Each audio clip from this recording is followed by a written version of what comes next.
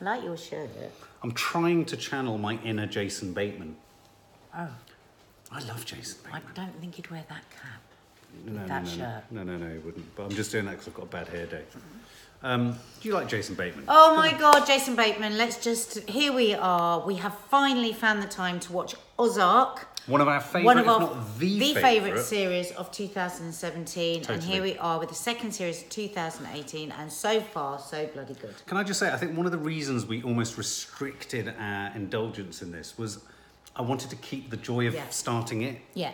And now we have, and we're in, and we're off. Boy. Rock and roll, we're off. I have to confess, even though Ozark stuck with me so well, I'm having to play catch up in quite a few areas with what happened in the first series and where we were at. Yeah, we are a bit. But so that's quite good for the brain. Yeah, it is good for the brain, actually. But anyway, needless to say, episode 1 starts with them at a ball and we're thrown sort of ahead in the story and we're trying to work out what the hell they're trying to sort.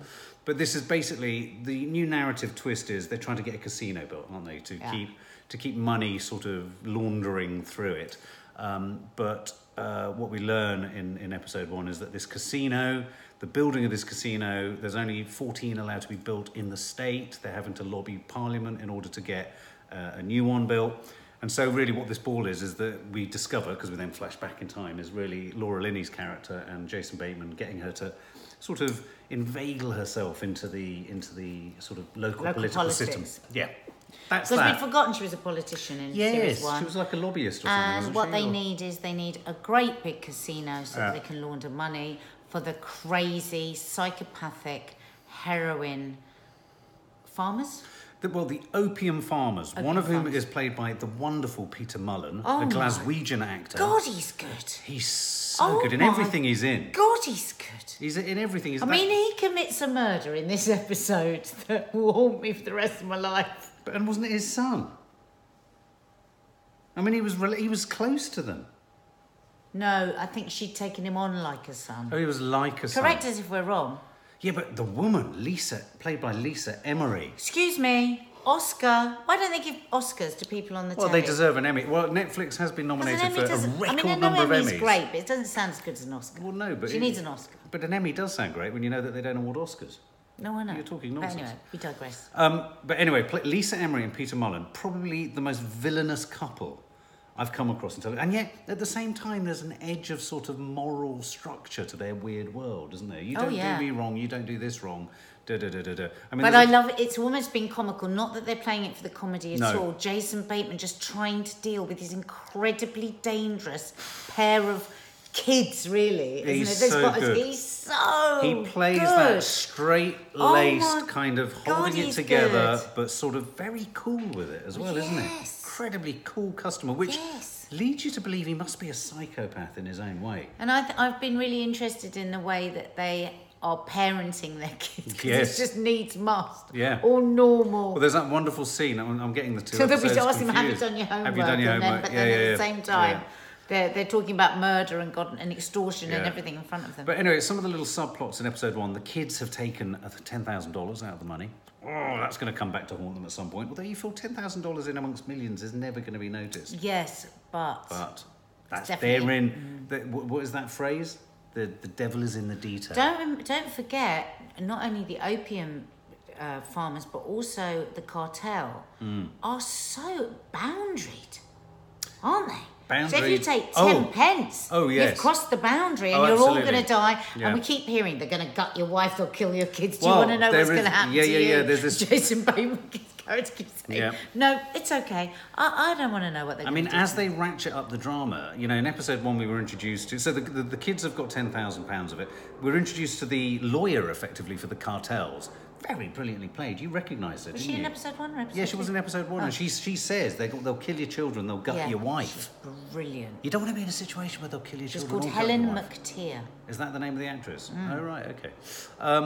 So that's all rather chilling, because there's this, you're right, there's this sort of formal, almost administrative element to the cartel, where you've got this lawyer who, in other circumstances, you'd be quite happy to be in a lift with, wouldn't you? But then you know that she's actually going to get you gutted. Very good. Very good. Bit of casting and introduction of a great character. Yeah. Because later on in BBC Two, of course, we just, in episode 2, we see a flash of actually she's the kind of axe that she's got her head under as well, isn't it? Everyone's got an axe over their head, right all the way down, haven't they? Yeah. And then an episode... And what I keep saying to Mark is one of the reasons that I love watching this series is I always get to the end of an episode and I say, thank God we've got our lives. Thank God we've got our lives. And it dispels any anxiety or worry or unhappiness I have with my own life. Yeah. So in episode 1, did you remember? So the trailer trash girl, who is just brilliantly played by Julia Garner. Come on, Ruth. 1, 2, 3, together. She is fan-bloody-tastic. Damn bloody Need to see her as something girl. else. She's bloody good. I want Maddie, our 15-year-old who wants to be an actress, to watch every single one of these episodes of Ozark. Yeah. I mean, and it is a dangerous thing to let a child watch. A lot of people would say we shouldn't because there's drugs and there's violence and everything. But the performances are so tip-top. If you're not watching There's so Ozark, much to learn. You need to. You've got a problem. You've really got need to find a way. You need to watch all of season 1 and then go to season 2. I promise you, in about another 2 years, you'll be going, why didn't I listen to them? It's like Breaking Bad. We were the same about Breaking Bad. We were ahead. But the thing is, what I would say is episode 1, there's a bit of gratuitous sex and a lot of gratuitous violence. Just in episode 1. Cover your eyes, get through first episode 1. Of season 1. Of season 1. Because you will miss out on 2 fantastic series if you don't just hold your nerve and get through it. But this character, Julia Garner, that's what I call the trailer trash girl, unfortunately, because she lives in a trailer trash. Yeah. Her dad comes out of prison, and he's a menacing new character for this series, isn't he? Well, he was menacing in the first series, even though we didn't see him. Yeah. She would shake with fear. And you feel she's been abused by him? Oh, he's definitely incest in it. Yeah. Well, not incest. Yeah. Child abuse. Yeah. He's very violent with her, and I think that he also has sex with her as well. Yeah. Why have I written the note, we make the pancakes? I have no idea. That's really odd. There's a moment in episode 1 where someone says, we make the pancakes. But if somebody would like to remind us why I might have noted that down, that would be great. Would be really helpful. Bateman asks for 4 million, you lie, let's go. Oh, so they go to the Snells because of the fact that they'd asked for too much money from the Mexicans. The isn't Snells, that right? the Snells are the opium farmers. So you've got this great thing. So basically, Bateman is now man in a hole with family in a hole with a cartel wanting the money laundered. Where's the money? Him now beholden to the opium farmers because the opium farmer's wife in the last season shot the fucking head off. The Mexican, the cartel man, and you're sitting there like, and there's one scene where Jason She said Bateman, he was disrespectful. Jason Bateman goes, you shot the man's fucking head off.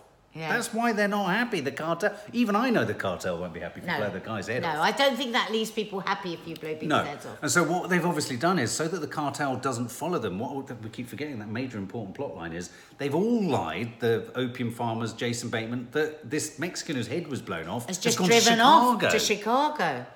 Anyway. The thing is about this show, that we have to remember is nobody gets away with lying about anything. No, it's like literally you don't get away. And so then, right, move on to episode 2. Episode 1 ends with Ruth, Julia Garner's character, the trailer trash girl's father, coming to the door of her room, having been released from prison, and we're all left thinking, oh Christ, he's horrible, nasty dad man. Okay. He does just get into the bed and roll over, but she's terrified and just lying there. Yeah. So you know. He knows, she knows. And interestingly, for his first day out of prison, she gets him a hooker. A prostitute. And he just gets in the car, he goes, next time get me a blonde. And of course she's a blonde. Of course she's a blonde. Imagine being the daughter getting your father. Oh, yeah, of course, yeah, that was a detail which was horrible, wasn't it? Chilling. Episode 2 starts with... God! Can I just say, this is what I love about these series when they get it right. Better than anything I've seen at the cinema in this year. Just a scene of a guy travelling along in a pickup truck with his gun, and then he pulls in front of the truck that he passes. Truck's driving along, and he blows a hole through the front of the truck, pulls over, walks over. Anyway, within the first 5 minutes, spoiler alert, we'll put it in the title, a hand is blown off a man's arm. And there wasn't enough warning, because I would normally look away, wouldn't I? She had no... And that's what I like about this show. It kind of catches you unawares. The hand just went... And then, we bed in, and what this is, guess what? As if things aren't bad enough for Jason Bateman and his family, we now have a local mafiosa who basically run a cartel with the casinos, and they've heard that he's got the plans for the casinos. So he needs the casino because he needs to launder the money that the opium farmers are getting from the cartel that they shot the Mexican's head off. So this man's hand is basically a warning shot. So they pull out. Oh yeah, what the building firm? The building firm pull out saying we're not going to lose anyone. We're not going to build a casino. Oh my god! I mean, the whole thing just becomes so, and it's so layered. And the thing is, you begin to think, as we're saying this, I'm beginning to think, God, this could turn people off. It sounds so sort of almost detailed. Oh no, don't! It's delicious. It really isn't. It really isn't. You can go with it. You can hear it. Unlike sharp objects, it's a hot buffet. It's a cornucopia of treats. A smorgasbord of delights. Yeah, but then there's just little moments in episode 2. Well, they've got to get 20. They're basically trying to. Laura Linney, Jason Bateman's wife, is trying to buy up now because she's in cahoots with the local politician, senator. And I love her trying character. To buy up votes. Oh my God, let's talk not go about a woman surviving and prepared to do anything for her family, except for sleep with that politician, but I think she will in another episode. Do you think so? I think the fact that he still saved her, even though she hadn't slept with him. Don't forget how hurt Jason Bateman was about her indiscretion in but when series she said 1. he wanted me to sleep with her, he said, and? Yeah, because she's he is just ferocious. He hates her. He is one-track mind to save his family and get out of this hell. Come what may. Come what may. And that's what's remarkable about him. Come spelt with a C-U-M in this situation. Pardon? Because that's what he wanted, wasn't he, the politician? What? He wanted a bit of porn with Jason Bateman.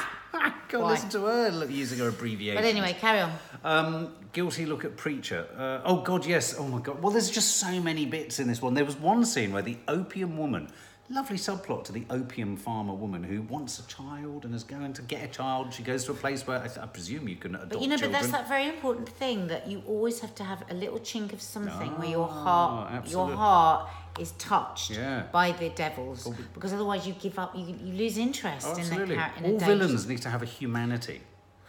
But her humanity... I'll tell you who hasn't got one. What about when she was smiling at the kid in the waiting room? Oh!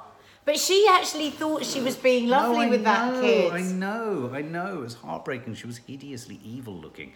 And then, oh my God, can I just say, Jason Bateman, Man Crush City, not only brilliant in it, but he's directed these first few episodes. How he's done that. There's one drone shot. Can I just say, this is for the geeks and the nerds and the film buffs out there. There's one shot, a continuous take on a drone, flying across a river to pick up the boat, and I was thinking they'll have dubbed the conversation. This isn't for real. When the drone gets to a close-up, she's in sync. Wow. Thing recorded it, probably. Wow. Jason Bateman, I doff my cap. None of those words. If I could, I'd doff my cap. Anyway, yeah. Carry on. Go on. Where were we? Drones. So, Laura... You were droning on about drones. I was droning on about drones. So, the mobsters, the cartels... is so rich. Trailer Dad is just like this horrible... Anyway, so one of the things that Jason Bateman decides to do is buy a paddle boat. The kind that you see in Disney World, that big boat in the middle of the Disney Because World. there's archaic laws in America. This is why there used to be casinos on paddle boats. Because if you had a casino on a paddle boat, it wasn't a casino on land, and you were allowed to have them, and you got tax breaks and all sorts of things. That's not the case anymore. They still need the bill passed. Still need the bill passed, that's true. But anyway, so he buys this paddle boat. Brilliantly strong scene, again, with trailer trash girl Ruth, where she's negotiating the price of the boat. With a man in a wheelchair. With a man in a wheelchair. And he wants her to have sex with him, so she kicks him in the noonies, and he goes flying back, and we were literally applauding. It was just... She's had to fight off every kind of man all through her life. She's balls it. She breaks my heart. I know, she breaks my heart. Her face, she just want to look after. And she's going, and this is where I get what's really heartbreaking is she's reaching out to Jason Bateman because she's kind of effectively working for him now. And she wants the house. She wants the property. Just had a thought. What? Not one of her thoughts. You know who would be a wonderful person to foster her? The opium farmers. Foster who? She's too old. No, I know, but they're not going to foster a 20-something-year-old woman. No, but she needs a mum. She's hardly a responsible mother, darling. She blew the head off a Mexican cartel man, and then her husband stabbed their adopted son. Yeah, but she would hang, draw, and quarter that father of hers that's abusing her. Anyway, that's true. Move on. That's true. So you've got the father. Laura Linney then employs a stripper to lure one of the senators she needs a vote from. This is really good. And it's a really explicit scene where it's disgusting. She bowls into a hotel room and there he is, strapped to a bed. Annoying. And what's he strapped to a bed doing? He's got a strap on in his mouth. It was horrible. Made me feel a bit sick. Anyway, it made us feel a bit sick. But there you go. I didn't even know people did that. Well, in this day and age, that's the only way you can... that I would not have known. So he's dressed in bra and pants, tied to the bed, with a stripper, with a strap on, who's forcing him to give her a... on her strap on. All on a Friday night, as far as I'm concerned. I mean, that's so many complicated things it's at the so many same layers time. of kind of indiscretion. But anyway, carry on.